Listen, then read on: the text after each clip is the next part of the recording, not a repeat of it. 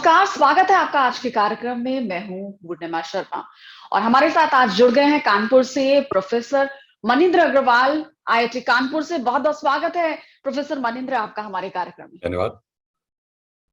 तो प्रोफेसर मनिंद्र, जिस तरह से चर्चा हर तरफ ये चल रही है कि तीसरी लहर यानी थर्ड वेव की आहट सुनाई दे रही है क्या?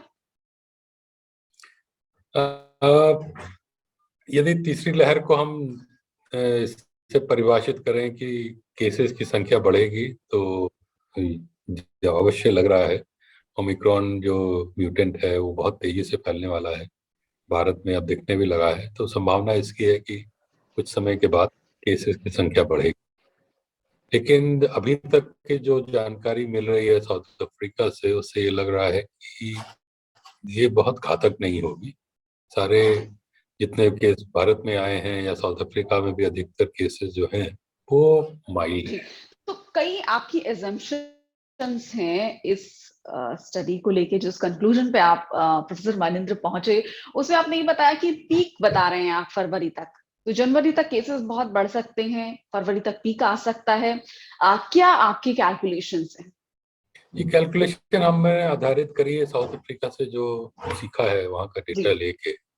वहाँ से कुछ चीजें जो हमें पता चली, पहली तो ये कि जो ओमिक्रॉन वेरिएंट है वो डेल्टा से दुगने से थोड़ा अधिक तेजी से फैलने। दूसरा ये पता चला है कि जो नेचुरल इम्यूनिटी जिन लोगों में आ गई है, जो पहले से इन्फेक्ट हो गए ठीक हो चुके हैं, उनमें इम्यूनिटी लगभग बनी रह रही है। ओमिक्रॉन उनको ज्यादा इम्पैक्ट नहीं कर पा रहा, कुछ हद तक कर रहा है लेकिन ज्यादा नहीं। तो ये दोनों चीजें, और तीसरा ये कि जिनको वैक्सीनेशन हो हो चुका है और या नेचुरल इम्यूनिटी आ गई है, उनमें यदि री इन्फेक्शन होता भी है तो उसका असर ज्यादा नहीं दिखता। तो इसी चीजों को लेके हमने भारत में जब अप्लाई किया और कुछ माने है अजम्पशंस किए हैं, जैसे कि पहला ये कि मान लेते हैं कि ओमिक्रॉन आ चुका है भारत में और फैलना शुरू हो चुका है।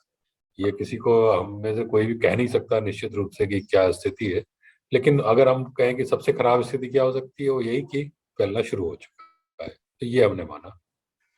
और बाकी जो साउथ अफ्रीका से निष्कर्ष लिए थे उनको माना।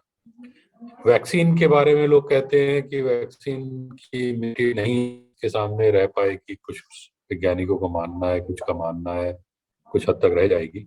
तो उसके हमने जी। 3 सिनेरियोज बनाए हैं कि बिल्कुल वैक्सीन की इम्यूनिटी समाप्त हो जाती है, दूसरा ये कि आधी समाप्त होती है, और तीसरा ये कि बिल्कुल समाप्त नहीं होती, जैसे पहले थी वैसे ही रहती है।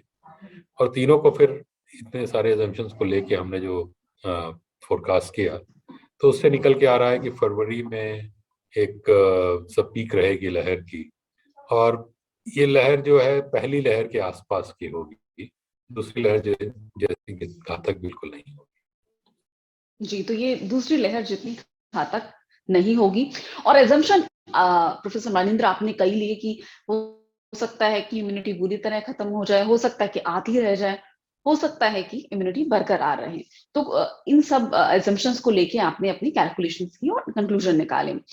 साथ ही क्या आपने इसमें कई और बातें भी फैक्टर इन की, जैसे कि लोगों का कोविड अप्रोप्रिएट बिहेवियर ना होना। कई लोग हैं जो कि मास्क लगा रहे हैं लेकिन परसेंटेज बहुत कम है। कई हैं कि इंटरेक्शन बहुत खुल के कर रहे हैं, मतलब ज्यादातर, मैं मेट्रोपॉलिटन सिटीज की बात कर रही हूँ, मैं दिल्ली में बैठी हूँ, मैंने मुंबई में देखा, बहुत जगहों पर मैंने देखा मास्क तो उतर ही गए हैं हर जगह। बड़े शहरों में भी देखा, और मैंने ट्रेवल किया कई स्टेट्स में, तो मास्क उस तरह से नहीं लगा रहे। तो आपके डेटा में क्या इन सब फैक्टर्स को भी इनकॉर्पोरेट किया गया है? जी हाँ, हम ये मान के चल रहे हैं कि लोग में ज्यादा सावधानी नहीं बरती, सरकारें हैं वो किसी प्रकार का लॉकडाउन नहीं लगाएंगी, रेस्ट्रिक्शन नहीं लगाएंगी, तब क्या स्थिति होगी वो हम प्रोजेक्ट कर रहे हैं। यदि लोग थोड़ा सावधान हो जाते हैं, थोड़ा रिस्ट्रिक्शन लग जाते हैं, तो संख्या और कम हो जाएगी, जो हम बता रहे हैं उससे भी कम। जी। और कई बातें, जैसे कि अगर हम अब इस समय दिसंबर में हैं, तो जनवरी में क्या स्थिति हो सकती है और फरवरी में क्या स्थिति हो सकती है, अगर आप मंथ वाइज हमारे व्यूअर्स के लिए थोड़ा एक्सप्लेन कर सकें। और depending on the exposure of the people, कि कितने लोग एक्सपोजर के लिए अवेलेबल हैं। जी हाँ, वो ये है कि भारत में इस समय 80% से अधिक लोगों में नेचुरल इम्यूनिटी आ गई है, और उसके अलावा 50% एडल्ट को डबल वैक्सीनेशन हो गया, 80% एडल्ट वैक्सीनेशन हो गया है कम से कम, और जिनमें इम्यूनिटी है उनमें ज्यादा असर इसका नहीं होता दिख रहा है। तो ये सब चीजें ध्यान में रखते हुए जो संख्या बढ़ेगी, इतनी जल्दी नहीं बढ़ेगी, जनवरी में थोड़ा बढ़नी शुरू होगी, थोड़ा बढ़ के फरवरी में पीक करके फिर तेजी से नीचे आ जाएगी। क्योंकि अब ये ध्यान रखना होता है कि जैसे ही संख्या बढ़ती है तो तेजी से इम्यूनिटी भी लोगों में बढ़ती जाती है, क्योंकि ज्यादा लोग इन्फेक्ट हो रहे हैं, वो रिकवर हो रहे हैं, वो और हो रहे हैं। तो जैसे जैसे इम्यूनिटी बढ़ती जाएगी तो जो 80% अभी मैं बात कर रहा हूँ, 90%, 95% पहुंच जाएगी, और उसके बाद किसी भी प्रकार का पैंडेमिक का कोई असर होने की संभावना। जी, तो ये एक अच्छी खबर है, एक राहत की खबर है कि अगर लोगों की इम्यूनिटी बढ़ जाती है, नेचुरल इम्यूनिटी और एक्सपोजर से भी इम्यूनिटी अगर दोनों बढ़ती हैं तो राहत की खबर है कि अब उसके बाद जो हालात है वो खराब वो नहीं होंगे, जैसे कि हमने सेकेंड वेव में देखा। साथ ही आपने कई सजेशंस भी दिए कि सरकारों को किस तरह के रेस्ट्रिक्शंस लगाने चाहिए और आम लोगों को किस तरह का बिहेवियर रखना चाहिए ताकि स्थितियां खराब होने से बचाई जा सके। जी, तो बस सजेशन यही है कि बहुत ज्यादा इसमें परेशान हो या चिंता करने की बात नहीं है, थोड़ा सावधानी बरतें। जिन्होंने वैक्सीन नहीं लगाई है वो वैक्सीनेशन जरूर, क्या नहीं फायदा होगा। जो जहाँ भीड़ भाड़ ज्यादा है वहाँ मास्क पहने, और सरकारें अगर थोड़ा अगर संख्या बहुत बढ़ने लगे किसी डिस्ट्रिक्ट में तो थोड़ा रिस्ट्रिक्शन लगा दें, कम से कम बड़े हॉल्स में ज्यादा लोग इकट्ठा ना हो। जब ये भी देखा गया कि जो क्लोज्ड जगह होती है वहाँ ज्यादा लोग होते हैं, तेजी से फैलता है, खुली जगह में लोग होते हैं तो उतना तेजी से नहीं फैलता। इस तरह की चीजें थोड़ी छोटी करें हम लोग सब मिलके तो इसका असर ज्यादा हो शायद नहीं होगा।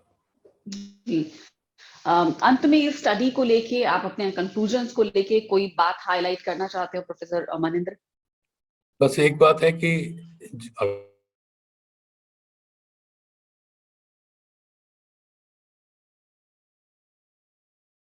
2 हफ्ते करीब और इंतजार करना की आवश्यकता है कि और पूरी जो स्थिति है वो क्लियर हो जाए साउथ अफ्रीका में, तो फिर हम ज्यादा कॉन्फिडेंस के साथ कह पाएंगे कि क्या संभावना है।